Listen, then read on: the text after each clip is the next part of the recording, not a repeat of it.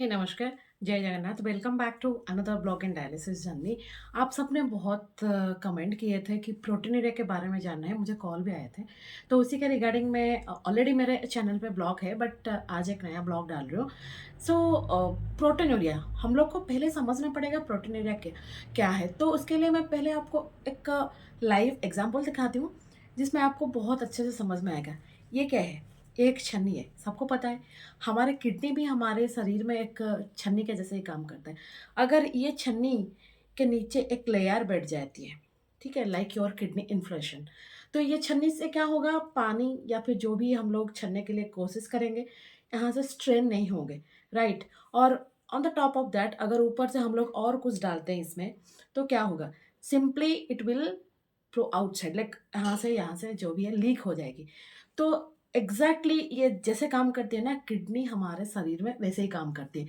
तो मुद्दे पे हम लोग आते हैं, प्रोटीनूरिया क्या है? तो अगर बॉडी से ब प्रोटीन किडनी के थ्रू अच्छे से फ़िल्टर नहीं हो पाती है and it is leaking into the urine, then it is called proteinuria. तो सेकंड इम्पोर्टेंट चीज़ें हैं कि प्रोटीनूरिया क्यों होती है? प्रोटीनूरिया होने का बहुत सारे कारण हैं, जैसे कि आपका किडनी में अगर इन्फ्लेमेशन है, कोई किडनी डिज़ीज़ है ऑलरेडी आपको, या फिर आपको ऑटो इम्यून डिज़ीज़ है कहीं, like anything, it can be related to kidney or it can be related to any kind of disease associated with your body.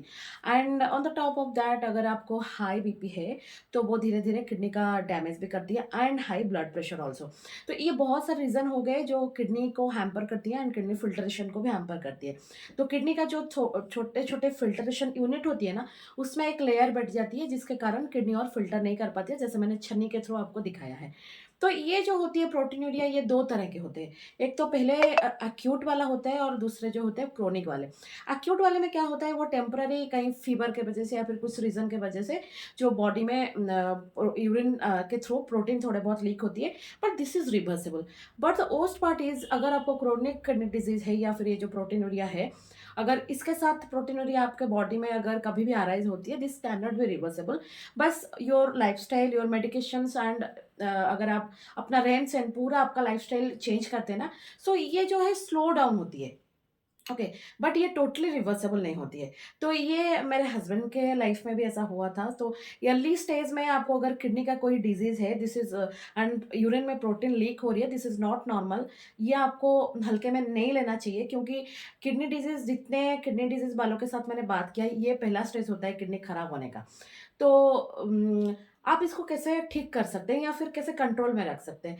सो सबसे जो बेस्ट बात ये होती है ना, तो you have to stay hydrated, you have to take your food in moderate amount, whatever you are eating, so everything should be in a moderate amount, okay? moderate amount खाने से क्या होता है, बॉडी को जितना चाहिए, या फिर अगर ये छन्नी देखते हैं इसमें ये इसका जो भी क्वांटिटी है, मतलब जिसका जितना कैपेसिटी है, अगर हम लोग हाफ डालते हैं या फिर हाफ से थोड़ा ज़्यादा डालते हैं, तो ये आराम से थोड़ा बहुत उसको परेशानी होगी, लेकिन this can filter it. So kidney के साथ भी वैसे ही होता है। अगर हम लोग ओवरलोड करेंगे इसको, तो किडनी से ये बिल्कुल फ़िल्टर नहीं होगा और ऊपर से नीचे से हर जगह से लीक होती रहेगी।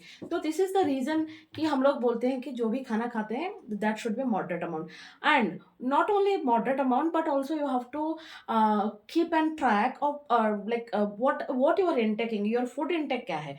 आप किस तरह का खाना खाते हैं? मसालादार, अगर हम लोग अगर देखा जाए सिंपली, ये जैसा है ना, किडनी एकदम वैसे ही काम करता है। मैं क्यों इसको बार-बार दिखा रही हूँ आपके सामने कि सपोज़ आप कहीं ज़्यादा मसाले वाले खाना खाते हैं ना, ये जो तेल है ना यहाँ से चिपक जाती है, ये फ़िल्टर नहीं कर पाएगा, राइट?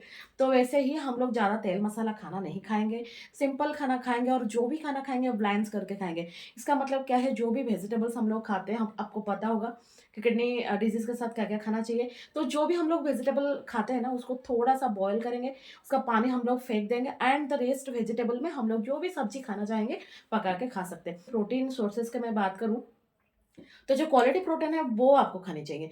जितना आप खा रहे हैं वो बॉडी में आपका अब्ज़ॉर्ब होने चाहिए। ज़्यादा से ज़्यादा बॉडी में अब्ज़ॉर्ब अगर हो जाता है, तो किडनी को फ़िल्टरेशन में वो किडनी के ऊपर ज़्यादा स्ट्रेस नहीं पड़ती है। तो इससे क्या होता है, आपके किडनी का जो काम करने का जो प्रेशर बनती है ना किडनी पे, थोड़ा कम हो जाता है। तो उसमें किडनी को थोड़ा रिजुविनेट करने का टाइम मिल जाता है, and this will help you to repair repair your cells of kidney naturally.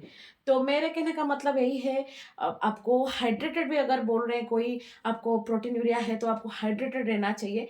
तो that should B also the water intake या फिर लिक्विड इनटेक जो भी है, वो भी एक लिमिट में होनी चाहिए। जो आपके नॉर्मली हम लोग को बोला जाता है कि 3 to 4 litre of water you can take, तो आपको उससे भी कम करना चाहिए। आपको अगर ज़्यादा इसमें इसके बारे में जानना है कितना पानी आपको पीना चाहिए, तो you should definitely consult a doctor. And for proteinuria आपको कैसे पता चलेगा कि आपको प्रोटीनूरिया है? तो first main thing is that foamy urine. अगर आप कहीं पे पेशाब जाते हैं ना, तो जैसे झाग बनती है ना सर्फ़ डालने पर पानी में, तो किडनी के आपके यूरिन में वैसे ही झाग आएँगे। और किडनी क्या होती है ना, किडनी के ये जो यूरिन का कलर है ना, वो थोड़ा-सा चेंज होता है। कलर रहता है यूरिन का, वैसा कलर नहीं है, बट थोड़ा-सा रेडिश टाइप का कलर आता है। मैंने देखा है बहुत बार।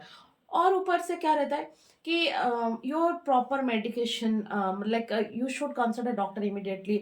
और मेडिकल टेस्ट में जैसे 24 यूरिन टेस्ट होता है ना, 24 urine 24 hour urine albumin test, उसमें अच्छे से पता चलता है कि आपका कितना प्रोटीन आपके बॉडी में से लीकेज हो रही है। And the second thing is your urine, normal आप यूरिन रूटीन यूरिन टेस्ट भी कर सकते हैं। And on the top of that आप क्रिएटिनिन टेस्ट भी कर सकते हैं, अगर उसमें भी आपको पता चलेगा। एंड जो मेरे मतलब हम लोगों ने जैसा किया था कि मैं अपने एक्सपीरियंस से बता रही हूँ कि अगर आपको किडनी डिजीज़ है, तो this is a slow progression disease unless until your lifestyle is not that harsh. So kidney disease मतलब आपको डायलिसिस के लिए बहुत टाइम मिलेगा। And on the top of that आपका जो डिजीज़ का प्रोग्रेशन है बहुत ज़्यादा स्लो हो जाती है। तो आप रेगुलर योगा कीजिए, जो भी खाना खा रहे हैं मॉडरेट अमाउंट पे खाइए, और doctor consultation is must. And अगर autoimmune system disorder disorder के वजह से ये डिज़ीज़ हो रही है आपको ना, सो आप ये पुनर्नवा ले सकते हैं, अश्वगंधा ले सकते हैं। बट आई शुड सजेस्ट कि आप डॉक्टर के कंसल्टेशन के साथ लें। And Ayurvedic is very good, that is also slows down your progression of the disease. तो प्रोटीनूरिया से बचने के लिए आप जो भी लाइक घरेलू नुस्खे आप ज़्यादा यूज़ मत करिए।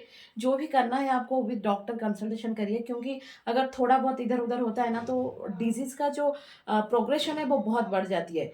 ठीक है? तो प्रोटीनूरिया अब लोग अगर डराते हैं कभी ना, ये बहुत ज़्यादा डेंजरस है। तो मैं तो बोलूँगी यस डेंजरस है, बट अगर आपका लाइफ़स्टाइल सही है ना, it won't like make any harm to your body और किडनी। सो आज का वीडियो कैसा है कमेंट करके बताइए। तो बहुत टाइम के बाद मैं ये वीडियो डाल रही हूँ। सो अगर आपको कभी भी कोई किडनी डिज़ीज़ रिलेटेड आपको जाननी है या फिर कुछ कुछ भी इंक्वायरी चाहिए, तो मैंने अपना डिस्क्रिप्शन में चैनल डिस्क्रिप्शन में अपना ईमेल आईडी डाल दिया है। तो आप मुझे डायरेक्ट मेल करके भी पूछ सकते हैं। I am ready to answer that. So thank you.